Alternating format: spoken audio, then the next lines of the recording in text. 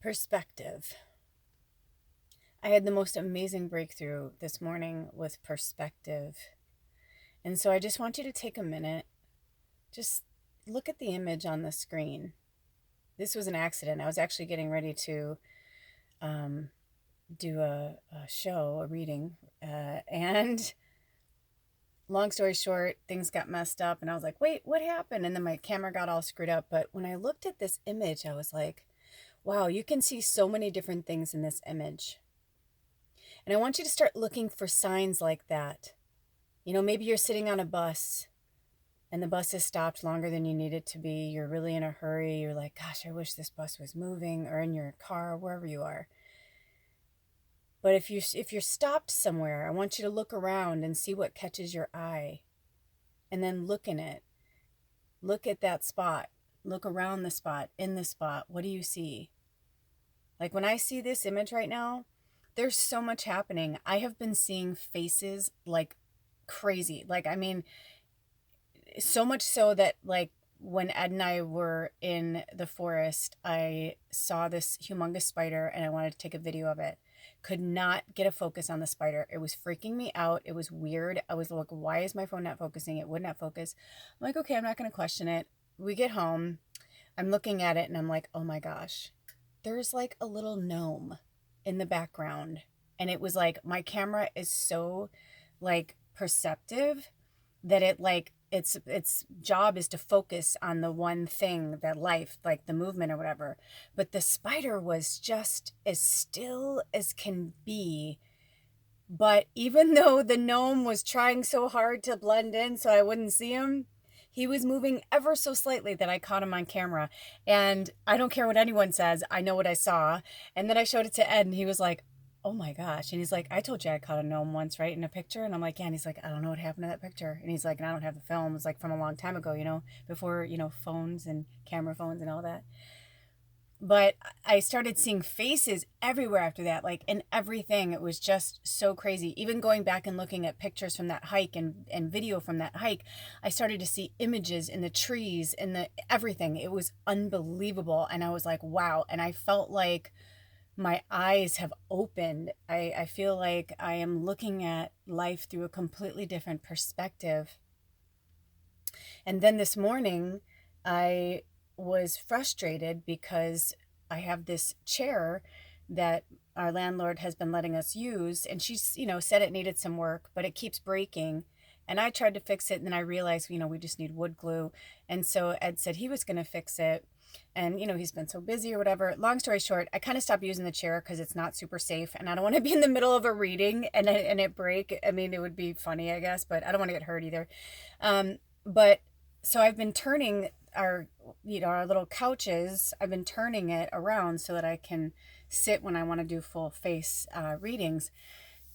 And I was like, gosh, this is just kind of frustrating. I'm like, I wish there was just a way I can just work in this space and not have to. And before I could even think about it, before I can even go any further, I heard pull the pillow out from underneath. And there's this big, beautiful, fluffy pillow that Baba used to sit on all the time. And I've since made a new bed and little room for her in the back closet and used different pillows. So this big fluffy one, it's nice and clean and everything, but I put it underneath in case we had guests over or something, somebody could sit on the floor. It's like one of those nice big comfy pillows.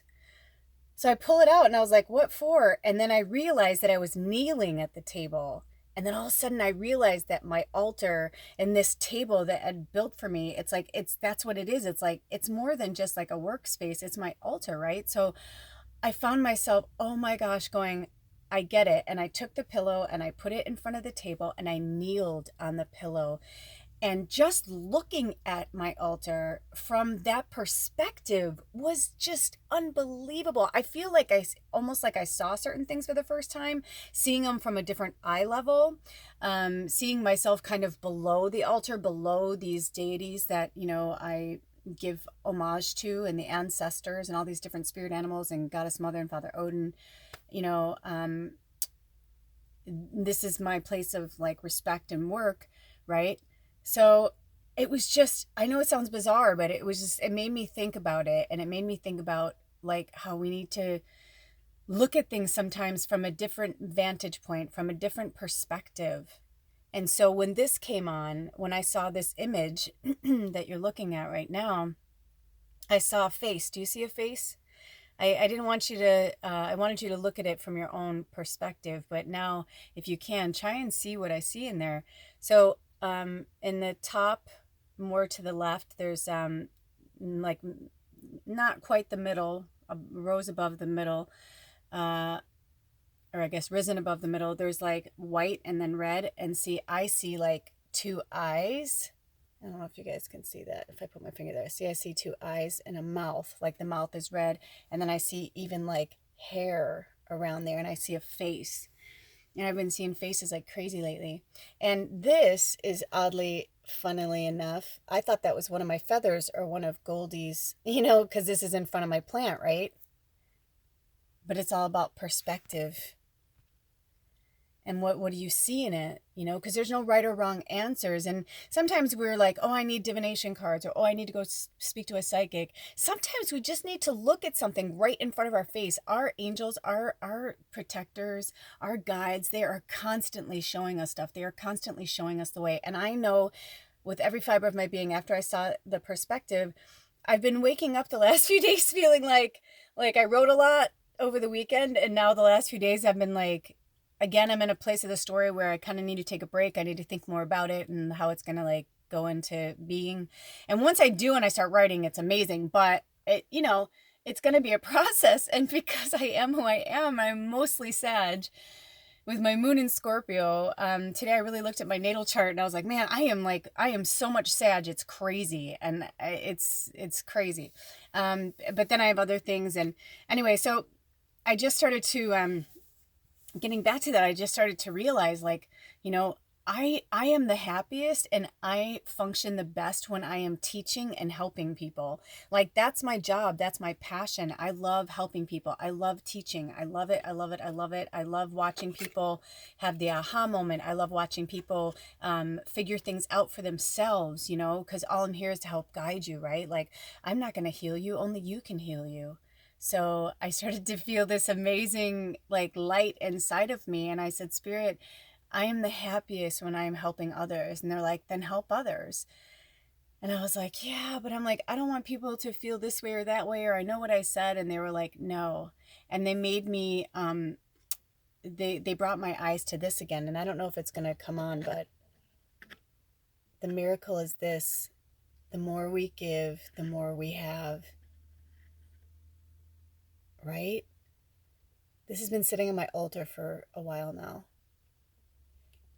And I was like, okay, here I'm thinking I just need to dedicate all this time to my book. And it's like, no, I needed to go off the grid so that I can do spirit work and I can write my book, because I am nothing without spirit. I am nothing without this work. It's like, that is what I'm here for. I am a medium. I am put on this planet to help, everyone that's on earth while they were figuring out this life school, this, I used to call it my life college. That's what this is. This is a training ground. Earth is a training ground. We're here to figure out who we are and what our purpose is and how we can help the collective, because we all have a purpose. And I can't sit in front of, when I'm not writing. I mean, there's only so much cleaning and busy work I can do, or going outside, or, even yesterday going to give Missy the horse an apple. Like, there's only so much of that I can do, but I'm like, no, this is where my true passion lies, is by giving to others and helping them figure it out. And thank you, thank you, thank you. And of course, as I'm saying that to you, the beautiful blue jay just flew into my view. And I'm not going to put too much work around this. The other thing that, so I was going to say, if you want to look up the blue jay meaning, it's in the Corvid family. Look that up for that spirit medicine for yourself and for us as a collective.